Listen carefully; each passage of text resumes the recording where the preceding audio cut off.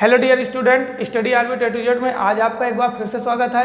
जैसा कि मैंने फिजिक्स पे आपको एक लेक्चर दे चुका हूं जिसमें आपको फिजिक्स का इंट्रोडक्शन मैंने दिया है। अब इस पार्ट में मैं प्रयास करूंगा कि आपको मैं ये बता सकूं कि फिजिक्स कितने पार्ट में आप लोगों को पढ़ना पड़ेगा। तो अगर मैं शुरू में आपको बताना चाहूँ तो जो आपकी फिजिक्स है वो दो पार्ट में बटी है। तो यहाँ पर मैं लिखने जा रहा हूँ कि जो आपकी फिजिक्स है, फिजिक्स के मूल रूप से दो भाग होते हैं। फर्स्ट में आपको स्थूल फिजिक्स पढ़ना पड़ेगा और सेकंड में आपको सूक्ष्म फिजिक्स पढ़ना पड़ेगा। सूक्ष्म ये है ना। स्थूल की बात करूं तो मैं माइक्रोस्कोपिक और इसकी बात करूं तो ये माइक्रोस्कोपिक, ये इस तरह से। अब इसमें आप एक क्वेश्चन कर सकते हैं स्टूडेंट कि आखिर ये भी फिजिक्स तो दो प्रकार से क्यों इसको पढ़ना पड़ रहा है। तो यहाँ पे स्टूडेंट मैं आपको अगर स्थूल का मतलब समझाना चाहूँ और सूक्ष्म का मतलब समझाना चाहूँ तो स्थूल का मतलब विशालकाय वस्तुओं से है। स्थूल का मतलब विशालकाय वस्तु, बोले तो पिंडों से, विशालकाय वस्तुओं से है। जैसे खगोलीय पिंड।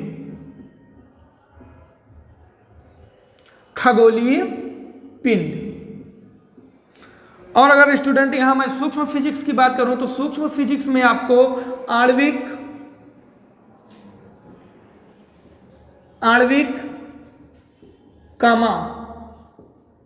परमाणविक स्तर पर जाकर अध्ययन करना होगा।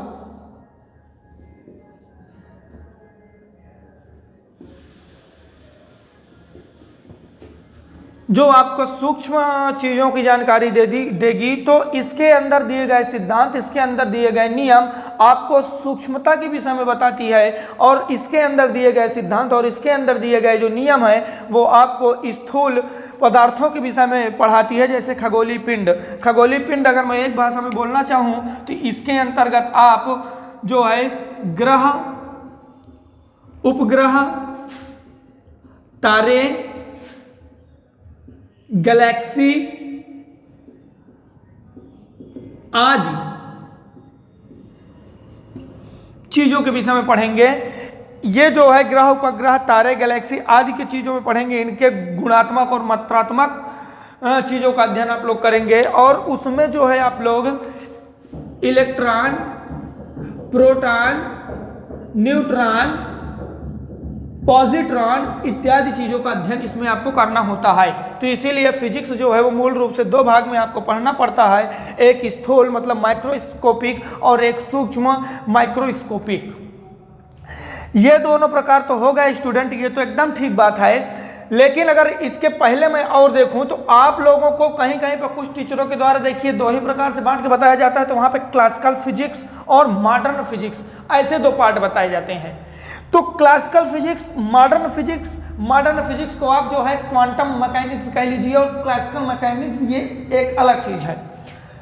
तो यहाँ पे क्लासिकल मैकेनिक्स मतलब कि चिरसम्मत यांत्रिकी और मॉडर्न मैकेनिक्स या फिर मॉडर्न फिजिक्स या फिर क्वांटम फिजिक्स ये जो है आपकी आधुनिक यांत्रिकी, परमाणविक यांत्रिकी। तो उसमें और इसमें क्या अंतर है, मतलब कि इन दोनों चीज में और उसमें क्या अंतर है, तो उसको भी मैं अभी आपको बता देता हूं। लेकिन उसके पहले मैं थोड़ा सा इसको वो जो है रफ कर देता हूं। अगर आप लोगों को इसका लेना है स्क्रीनशॉट तो आप लोग स्क्रीनशॉट ले लीजिए, ठीक है। थोड़ा तेजस लाओ तो डस्टर लाओ तो इसको रफ करते हैं। डस्टर लेके आओ, आप लोग इसको तब तक स्क्रीनशॉट ले लीजिए। दिखाओ हम कैसे।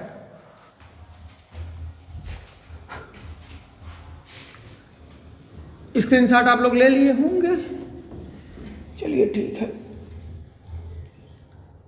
चलिए, अब यहाँ पे मुझे ये लिखने की जरूरत नहीं है कि फिजिक्स के मूल रूप से दो भाग होते हैं। मैं यहाँ पे वो तो आपको स्थूल और माइक्रो बता दिया हूँ। उसके पहले मैं आपको ये बता दूँ कि आपको ये भी बताया जाएगा कि इसके जो दो भाग होते हैं वो एक में आपको बताया जाएगा क्लासिकल फिजिक्स, और जो दूसरा बताया जाएगा वो मॉडर्न फिजिक्स।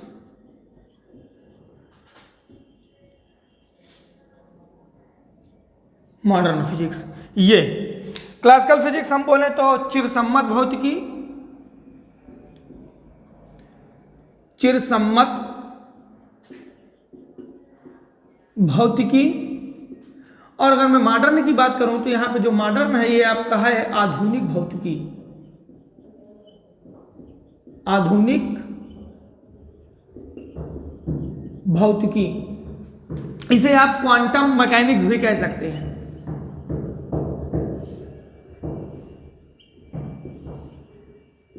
क्वांटम मैकेनिक्स भी आप उसे कह सकते हैं, कोई दुविधा की बात नहीं है। तो अब यहाँ पे आप लोग स्टूडेंट ये क्वेश्चन कर सकते हैं कि सर चलिए ठीक है, स्थूल और सूक्ष्म में तो हमें ये बात समझ में आ गई कि हमारे यूनिवर्स में ठीक है भाई कुछ बहुत बड़ी बड़ी चीज़ें हैं, जैसे प्लैनेट्स हैं, सैटेलाइट्स हैं, गैलेक्सी हैं, स्टार्स हैं। तो अगर हम उनके विषय में अध्ययन करते हैं तो वो स्थूल भौतिकी हो गई, आपकी जो है माइक्रोस्कोपिक हो गया। अगर हम इलेक्ट्रॉन, प्रोटॉन, पॉजिट्रॉन मतलब सूक्ष्म लेवल पे जाकर के अध्ययन करते हैं तो वो माइक्रोफिजिक्स हो गया। ये बात तो बढ़िया क्लियर हुआ। लेकिन अब ये यहाँ पे क्यों कहा जा रहा है कि क्लासिकल फिजिक्स, मॉडर्न फिजिक्स, फिर से इनको इन दो रूपों में बांट दिया गया? तो स्टूडेंट जो स्थूल भौतिकी में अध्ययन किया गया, जो विशालकाय पिंडों के लिए अध्ययन किया गया, खगोलीय पिंडों के लिए अध्ययन किया गया, उनका सिद्धांत जहां पे लिखा गया उस शास्त्र को इन्होंने क्लासिकल फिजिक्स कहा है। और क्लासिकल फिजिक्स को इस तरह नहीं डिफाइन किया जाता है। क्लासिकल फिजिक्स को डिफाइन हम लोग अगर करना चाहें तो पहले इसका हिंदी देख लेते, चिरसम्मत भौतिकी। चिरसम्मत का मतलब यह है कि प्राचीन भौतिकी, और ये इसका जो समय माना जाता है वो न्यूटन के समय से, न्यूटन के समय तक का लेकर के इसके पहला जो प्रीवियस टाइम बीत गया, वहां तक जो सिद्धांत दिया गया, वहां तक जो नियम दिए गए भौतिकी में, वो सारे चीजें, सिद्धांत, नियम आप लोग जहां पढ़ते हो उसे आप क्लासिकल फिजिक्स कहते हो। और एक बहुत अच्छी बात यह है कि क्लासिकल फिजिक्स के अंतर्गत आपको सूक्ष्म चीजों का कहीं भी कोई वर्णन नहीं मिलता है। क्लासिकल फिजिक्स आप पूरा उठा करके पढ़ लीजिएगा तो उसमें जो प्राचीन सिद्धांत दिए गए, जो न्यूटन के समय तक, उससे पहले जो सिद्धांत दिए गए, वही आपको पढ़ने को मिलता है। उसमें आपको इलेक्ट्रॉन, प्रोटॉन लेवल की कोई भी अध्ययन क्षेत्र में नहीं मिलता है। लेकिन जब सर अल्बर्ट आइंस्टाइन आते हैं 19वीं शताब्दी में, तो पूरे वर्ल्ड में फिजिक्स के देखने का पूरा नजरिया ही इन्होंने बदल दिया। ये सूक्ष्म लेवल पे गए, इलेक्ट्रॉन के लेवल पे गए, प्रोटॉन के लेवल पे गए, मॉलिक्यूलर लेवल पे गए, एटम के विषय में इन्होंने अध्ययन किया। उनके अंदर जाकर के इन्होंने देखा कि एटॉमिक स्ट्रक्चर क्या है, मॉलिक्यूलर स्ट्रक्चर क्या है, इलेक्ट्रॉन कैसे मोशन करता है, प्रोटॉन, न्यूट्रॉन कैसे एग्जिस्ट करते हैं, इनकी भौतिकी क्या है। जब इस विषय में उस बंदे ने अध्ययन किया तो उस टाइम से लेकर के उसके आगे के जो सिद्धांत दिए गए, वो सारी चीजें मॉडर्न फिजिक्स के अंतर्गत पढ़ी गई। और उस भौतिकी को इन लोगों ने आधुनिक भौतिकी कह दिया, क्योंकि प्राचीन में जितना सिद्धांत दिया गया था, जितने ला दिए गए थे, उसका एकदम अलग थलग सिद्धांत और नियम मॉडर्न फिजिक्स के अंतर्गत आपको देखने को मिलता है। डियर स्टूडेंट, ज्यादा तो मैं नहीं बात करना चाहूंगा, मैं आपको इतना ये बता देना चाहूंगा कि क्लासिकल फिजिक्स को आप ये समझिएगा कि न्यूटन जी के समय तक जितने सिद्धांत दिए गए, जितने नियम दिए गए, वो सब क्लासिकल फिजिक्स में आप पढ़ते हो, वही क्लासिकल फिजिक्स है। और उसमें सूक्ष्म चीजों का कोई दर्शन नहीं मिलता है। तो इसका मतलब ये है कि क्लासिकल फिजिक्स के मदद से हम लोग माइक्रो फिजिक्स का अध्ययन करते हैं। बहुत बड़ी बात, सोचने वाली बात है कि क्लासिकल फिजिक्स में जितने सिद्धांत दिए गए, जो भी यहां पे थ्योरी दी गई, जो भी यहाँ पे लॉ बने, इन सब का प्रयोग हम लोग माइक्रोफिजिक्स के को पढ़ने के लिए, माइक्रोफिजिक्स का अध्ययन करने के लिए करते हैं। अब आप लोगों ने कई बार सुना भी होगा कि क्लासिकल फिजिक्स जो है इसके अंतर्गत आपको सूक्ष्म चीजों का अध्ययन नहीं मिलता है ना? बातें आप लोगों ने सुना होगा। और उसके साथ साथ आप लोगों ने यह भी सुना होगा कि क्लासिकल फिजिक्स में जितने भी लॉ दिए गए थे मोशन पर, जितने भी लॉ दिए गए थे, न्यूटन साहब ने दिया है, इन्होंने दिया है सारे लॉ। वो सारे लॉ जब माइक्रो लेवल पे हम जाकर के पढ़ते हैं तो माइक्रो लेवल पे वो लॉ थोड़ा भी काम नहीं करते हैं, सब गलत साबित हो जाते हैं। यहां वो लॉ कुछ और है, ठीक है मान लिए, लेकिन वहां पे वो सब कुछ एकदम गलत साबित हो जाता है। कक्षा 11वीं 12वीं में जब आप जाकर के पढ़ोगे, हायर क्लास में जब आप पढ़ोगे, बीएससी करोगे, एमएससी करोगे, तब वहां पे आपको पता चलेगा कि हाँ यार वहां कुछ चीजें अलग थी और यहाँ कुछ चीजें अलग है। तो इस तरह से भी क्लासिकल और मॉडर्न अपने अपने अलग अलग बातें हैं। तो ये आधुनिक भौतिकी है। इसमें आप लोग अल्बर्ट आइंस्टाइन जी के द्वारा दिए गए सिद्धांतों को पढ़ेंगे। तो मॉडर्न फिजिक्स की मदद से, मॉडर्न फिजिक्स की मदद से आप लोग माइक्रोस्कोपिक का अध्ययन करते हैं। ये सूक्ष्म लेवल पे जाके आप अध्ययन करते हैं, नोट करने वाली बात है। तो इस तरह से फिजिक्स के मूल रूप से दो भाग होते हैं। तो पहले आप उनको स्थूल में और सूक्ष्म में बांट लीजिए, फिर स्थूल का अध्ययन आप क्लासिकल फिजिक्स के अंतर्गत करेंगे और सूक्ष्म का अध्ययन आप मॉडर्न फिजिक्स के अंतर्गत करेंगे, जिसे आप क्वांटम मैकेनिक्स भी कह सकते हैं। फिर मैं क्लासिकल फिजिक्स के अंतर्गत अगर स्टूडेंट बात करना चाहूं तो देखिए, क्लासिकल फिजिक्स के अंतर्गत इधर आप लोग थोड़ा ध्यान दीजिएगा। क्लासिकल फिजिक्स के अंतर्गत आप लोग क्या क्या चीजें पढ़ सकते हैं। तो देखिए स्टूडेंट, क्लासिकल फिजिक्स के अंतर्गत आपको यांत्रिकी पढ़ने को मिलेगा, जिसमें कुछ नहीं, आपको केवल और केवल पदार्थों के गुणात्मक एवं रचनात्मक कामा मात्रात्मक अध्ययन करना है, ये यांत्रिकी। फिर आप क्या इसमें पढ़ेंगे, इसमें आपको ऊष्मागतिकी देखने को मिल जाएगी। ये इसके उपविषय हैं, क्लासिकल फिजिक्स के उपविषय हैं। ऊष्मागतिकी, थर्मोडायनेमिक्स, मैकेनिक्स। तीसरा आप लोगों को क्या देखने को मिल जाएगा, वैद्युत गतिकी, इलेक्ट्रोडायनेमिक्स। इलेक्ट्रोडायनेमिक्स इंग्लिश में मैं इसका लिख देता हूं, मैकेनिक्स,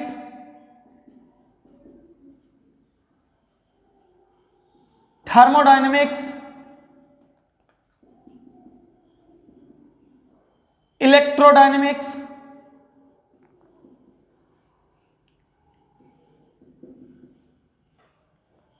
और इसमें आपको देखिए क्या देखने को मिल जाएगा,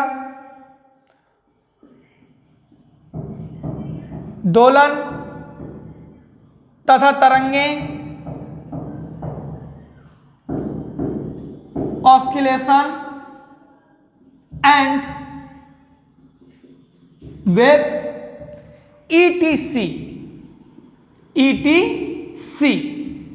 इस तरह की चीजें, यांत्रिकी, ऊष्मागतिकी, वैद्युत गतिकी, दोलन तथा तरंगे, ये सब कुछ आपको क्लासिकल फिजिक्स के अंतर्गत पढ़ने को देखने को मिलेगा। अब मैं थोड़ा मॉडर्न फिजिक्स में चला हूं। तो मॉडर्न फिजिक्स में देखिए आप लोगों को क्या क्या देखने को मिलता है। तो मॉडर्न फिजिक्स के अंतर्गत आप लोग atomic structure, atomic structure,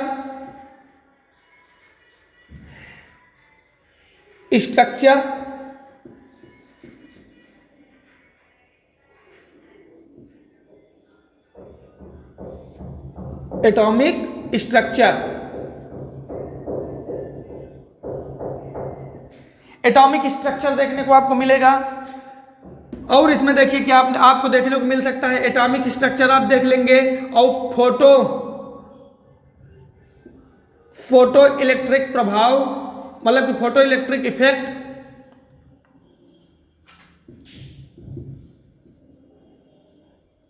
photo electric effect. तो इस तरह की चीजें जो है आपको मॉडर्न फिजिक्स में देखने को मिल जाएंगी। मॉडर्न फिजिक्स में आपको कणिका का द्वैत सिद्धांत आप लोग उसमें देखते हैं, पदार्थों का द्वैत प्रकृति, डुअल नेचर ऑफ मैटर्स देखते हैं आप लोग। तो इस तरह की चीजें जो हैं स्टूडेंट्स आपको मॉडर्न फिजिक्स में देखने को मिलता है। तो इस प्रकार से आपके फिजिक्स के मूल रूप से दो भाग होते हैं और उन दोनों भाग में कई उपभाग होते हैं। तो इस तरह से आपको इनको धीरे धीरे अध्ययन करना है। ये जो पूरी प्रकाशिकी है, अरे बाप रे बाप, प्रकाशिकी हम भूल गए, ठीक है, हाँ ये प्रकाशिकी भूल गए थे यहाँ लिखने के लिए, ऑप्टिक्स प्रकाशिकी, ये जो पूरी आपकी प्रकाशिकी है ऑप्टिक्स, पूरा ऑप्टिक्स आपको क्लासिकल फिजिक्स में देखने को मिल जाएगा, है ना, कि प्रकाश का मोशन क्या होता है, प्रकाश का रे थ्योरी, कि प्रकाश सीधी रेखा में गति करता है, प्रकाश का वेव थ्योरी, प्रकाश का पार्टिकल थ्योरी, सारी चीजें आपको क्लासिकल फिजिक्स के अंतर्गत मिल जाएगी। क्लासिकल फिजिक्स के जो फादर माने जाते हैं वो न्यूटन माने जाते हैं, और इसके मॉडर्न फिजिक्स के जो फादर माने जाते हैं वो अल्बर्ट माने जाते हैं। इसके जनक जन्मदाता अल्बर्ट है और इसके जनक जन्मदाता न्यूटन साहब हैं। तो इस तरह से आपका फिजिक्स का मूल रूप से दो भाग होते हैं। मैं आपको आज के पार्ट में वही पार्ट ऑफ फिजिक्स बताना चाहता था लेक्चर 2 में, और इसके बाद तमाम तरह की चीजें हैं। तो इसको मैं एक बार रफ करके आपको आज ही बता देना चाहूंगा कि फिजिक्स का और किस किस प्रकार से रोमांच है और इसका किस किस प्रकार से क्षेत्र हमको देखने को मिल सकता है। तो अगर इस चीज को आप लोग वो करना चाहें, स्क्रीनशॉट लेना चाहें तो आप लोग ले लीजिए, बहुत इंपॉर्टेंट चीजें लिखी हैं। चलिए ठीक है, फिर मैं इसको डिलीट करता हूं।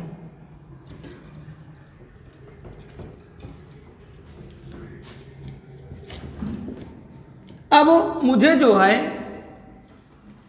एक कमेंट आया इसके पहले वाले वीडियो में, फेसबुक पे एक लड़के ने ये कमेंट किया कि जो सर आपका फिजिक्स है ये बहुत कठिन है और इसमें इंटरेस्ट नहीं, पढ़ने में मज़ा नहीं देती। तो हम अपने इस वीडियो से मैसेज देना चाहेंगे कि जो हमारी फिजिक्स है वो ज़्यादा टफ नहीं होती है, और टफ ना होने के साथ साथ अगर वो कहे उसमें इंटरेस्ट नहीं है तो ये भी बात बहुत गलत है। फिजिक्स जैसा रोमांचकारी विषय आपको कुछ नहीं मिलने वाला है। केमिस्ट्री एक बार पढ़ने में प्रॉब्लम्स होती है, उबाऊ लगती है, पर फिजिक्स में ऐसा नहीं है। फिजिक्स आप लोग पढ़िए तो ध्यान तो दीजिए। तो मैं मैसेज देना चाहूँगा उस बच्चे को अपने इस वीडियो के माध्यम से कि बेटा देखिए, अगर आप विज्ञान जानना चाहते हैं, यदि आप विज्ञान जानना चाहते हैं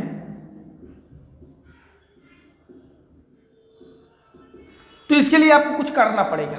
एक शब्द में हम बोलें तो प्रैक्टिकल, प्रयोग, ये मस्ट है स्टूडेंट, ये आपको करना पड़ेगा। क्योंकि विज्ञान में की 4 मूलभूत बातें हैं, उस 4 मूलभूत बातों को मैं यहाँ पे लिख दे रहा हूँ, उसको आप लोग स्क्रीनशॉट लेके नोट करिएगा कि विज्ञान में ये 4 चीजें तो एकदम मूल रूप से होनी ही होनी चाहिए। पहली बात तो क्या, तो पहला बात वास्तविक प्रेक्षण, वास्तविक प्रेक्षण। वास्तविक प्रेक्षण मतलब जैसे आपने सर आइजैक न्यूटन को सुना है कि उसने एक सेब को गिरते हुए देखा, सेब उसके सिर पे गिरता है, और उसने सेब को गिरते हुए देखा, फिर कई अलग अलग क्षेत्रों में उसको देखा, गिरा गिरा करके अलग अलग प्रकार की वस्तुओं को गिरा गिरा करके देखा, अलग अलग लोगों की नजरिए से उसको देखा।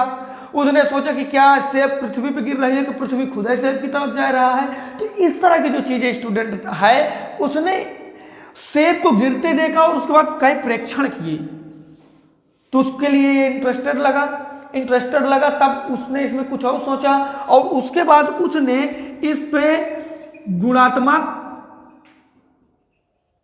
एवं मात्रात्मक गुणात्मक एवं मात्रात्मक विवेचनाएं की,